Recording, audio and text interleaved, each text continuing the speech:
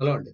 ఈరోజు విద్యా దీవెన అనే బటన్ నొక్కుడు కార్యక్రమంలో జగన్మోహన్ రెడ్డి గారి స్పీచ్ విన్న తర్వాత, పవన్ కళ్యాణ్ గారి పై పర్సనల్‌గా ఆయన చేసినటువంటి అటాక్‌ని విన్న తర్వాత, ఎవరైతే సోషల్ మీడియాలో జగన్మోహన్ రెడ్డి గారి అవినీతి అక్రమాలని ఎండగడుతున్నారో, వాళ్ళ మీద కేసులు పెట్టడం, వాళ్ళని ఇబ్బందులు పెట్టడం, ఇబ్బందులకు గురి చేయటం, అదేవిధంగా వైఎస్ఆర్ కాంగ్రెస్ పార్టీ నాయకులైతే ముఖ్యమంత్రి స్థాయిలో ఉన్నటువంటి వ్యక్తిని, ముఖ్యమంత్రిని అలా అగౌరవపరుస్తారా అని మిగతా వాళ్ళని అనటం చూస్తే గనక అసల ఈ స్థితికి ఆంధ్రప్రదేశ్ ప్రజలు కారణం కాదా అని ప్రజల మీదే అసహ్యం కలుగుతుందండి. ఎందుకనంటే పవన్ కళ్యాణ్ గారు అనేక సార్లు చెప్పారు.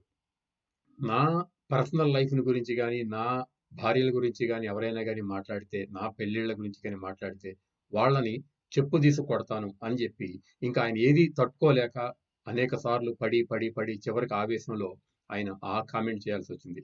అయినా గాని ముఖ్యమంత్రి స్థానంలో ఉన్నటువంటి జగన్మోహన్ రెడ్డి గారు నేను ఒక రాష్ట్రానికి ముఖ్యమంత్రిని, కోట్ల మందికి ప్రతినిధిని, నేను చాలా సంయమనంగా ఉండాలి.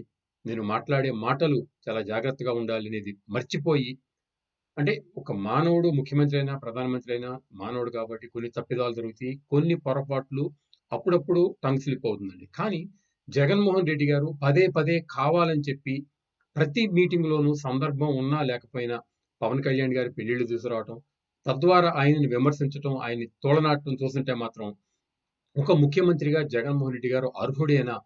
ముఖ్యమంత్రిగా ఆయన ఆ ముఖ్యమంత్రి స్థానం యొక్క గౌరవాన్ని నిలబెట్టుకుంటున్నారా?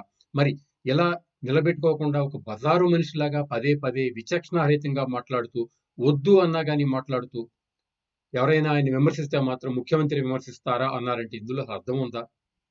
పవన్ కళ్యాణ్ గారు ఎప్పుడు జగన్మోహన్ రెడ్డి గారిని విమర్శించినా రాజకీయంగా, సిద్ధాంతపరంగానే విమర్శించారు గానీ, పవన్ కళ్యాణ్ గారు జగన్మోహన్ రెడ్డి గారి కుటుంబాల గురించి గాని, జగన్మోహన్ రెడ్డి గారి బాబాయిల హత్యల గురించి గాని, జగన్మోహన్ రెడ్డి గారి ఇంట్లో ఉన్నటువంటి పెళ్ళిళ్ళ విషయం గాని, ఏ రోజు పవన్ కళ్యాణ్ గారు ఎత్తలేదు అనేది గుర్తుపెట్టుకుంటే గనక, ఖచ్చితంగా జగన్మోహన్ రెడ్డి గారు కావాలనే ఇలా పవన్ కళ్యాణ్ గారిని అబాసుపాలు చేయడం కోసం అనే ప్రయత్నంగానే మాత్రం వాళ్ళు చేస్తున్నారేమో అనిపిస్తుందండి.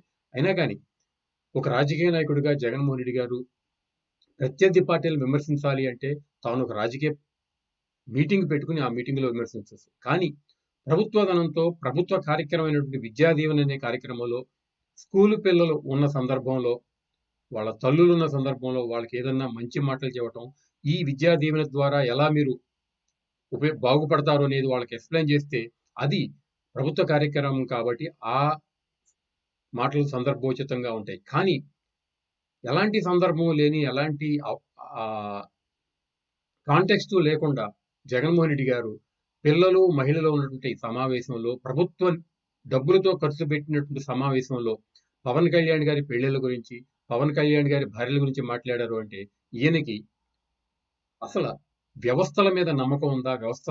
వ్యవస్థలను నిలబెట్టాలి. ఆ బాధ్యత ముఖ్యమంత్రిగా నాకు ఉంది అనేటువంటి అభిప్రాయం జగన్మోహన్ రెడ్డి గారికి ఉందా? అని ఒకసారి మనందరం ఆలోచించుకోవాలండి. అంతేకాదు ఒకవేళ పవన్ కళ్యాణ్ గారు చేసిన 3 పెళ్ళిళ్ళే తప్పైతే గనక మరి జనసేన నాయకులన్నట్టుగా వెంకటరెడ్డి గారు అంటే జగన్మోహన్ రెడ్డి గారి ముత్తాత, జగన్మోహన్ రెడ్డి గారి తాత రాజారెడ్డి గారు చేసుకున్న పెళ్లిళ్లు గాని, జగన్మోహన్ రెడ్డి గారి బాబాయ్ వివేకానంద రెడ్డి గారు చేసుకున్న పెళ్లిళ్లు గాని, మరి జగన్మోహన్ రెడ్డి గారి సోదరి చేసుకున్న పెళ్లిళ్లు గాని, ఇవన్నీ చూస్తే ఇవన్నీ సక్రమము, పవన్ కళ్యాణ్ గారి పెళ్లి మాత్రమే అక్రమము అని జగన్మోహన్ రెడ్డి గారు చెప్పదలుచుకున్నారా? అయినా గాని పవన్ కళ్యాణ్ గారు ఇన్ని పెళ్లిళ్లు చేసుకున్నా గాని, అన్ని పెళ్లిళ్లు చేసుకున్నారని చెప్తున్నారు కదా! ఎవరైనా గాని, ఏ మహిళ అయినా గాని, పవన్ కళ్యాణ్ వల్ల నేను నష్టపోయాను, నా జీవితం నాశనమైంది ఎవరైనా గాని జగన్మోహన్ రెడ్డి గారికి మొరబెట్టుకున్నారా?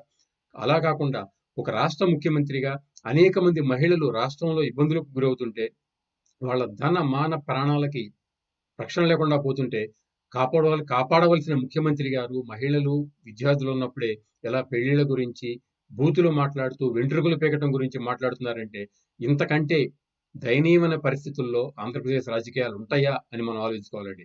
ఇక లోకేష్ గారి విషయానికొస్తే లోకేష్ గారు ఎప్పుడు జగన్మోహన్ రెడ్డి గారిని సైకో అంటే నాకు అనిపించింది. ఎందుకు ముఖ్యమంత్రి స్థానంలో ఉన్నటువంటి వ్యక్తిని లోకేష్ గారు సైకో అని అంటున్నారు అని. కానీ జగన్మోహన్ రెడ్డి గారు పదే సందర్భం లేకపోయినా గాని ఇతర పార్టీ నాయకుల యొక్క ఫ్యామిలీల గురించి, వాళ్ళ పెళ్ళిళ్ళ గురించి, వాళ్ళ పర్సనల్ లైఫ్‌ని తీసుకొచ్చి పదే అధికార కార్యక్రమాల్లో కావాలని మాట్లాడుతున్నారు అంటే, బహుశా లోకేష్ గారు సైకో అన్నదానికి సార్థకత జగన్మోహన్ రెడ్డి గారు చేసుకుంటున్నారేమో అని మనం ఇక్కడ అర్థం చేసుకోవాలండి.